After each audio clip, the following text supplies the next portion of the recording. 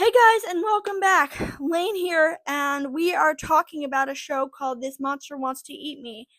It is a recurring theme this season that all of the shows are shows with really good concepts, but they have nothing past the initial concept. Because the author went, hey, wouldn't it be cool if, and then didn't write anything further. And in fact, I'm starting to think that's a recurring problem with anime in this decade, because a lot of shows I've watched have this problem.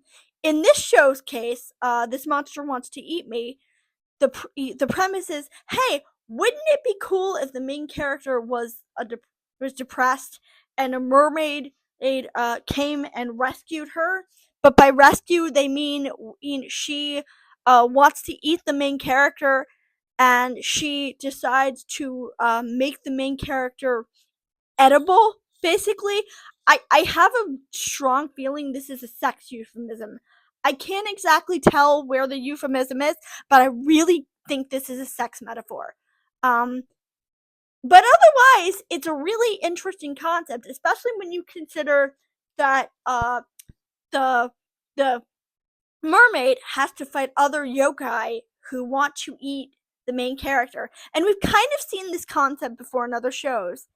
The thing is, that one, the love interest is really creepy, and I hope that they're not gonna actually, pair them at the end of the series, because I that would not sit well with me. It's a Yuri basically, but it's a toxic Yuri. So I hope it's not. Nope, they're not endgame, because I don't want them to be endgame, and I hope this isn't gonna be like, God, what's it called, a Platinum End, where it's like, oh yeah, now that I've met you, I'm not depressed anymore. Like, that's not how depression necessarily works. It would be interesting if he could explain that in a positive light, um, but I don't really have faith that they can. Problem number two is that her friend is so fucking irritating, and we find out later that her friend is a fox, as a kitsune, um, which is a twist I kind of, sort of, semi saw coming.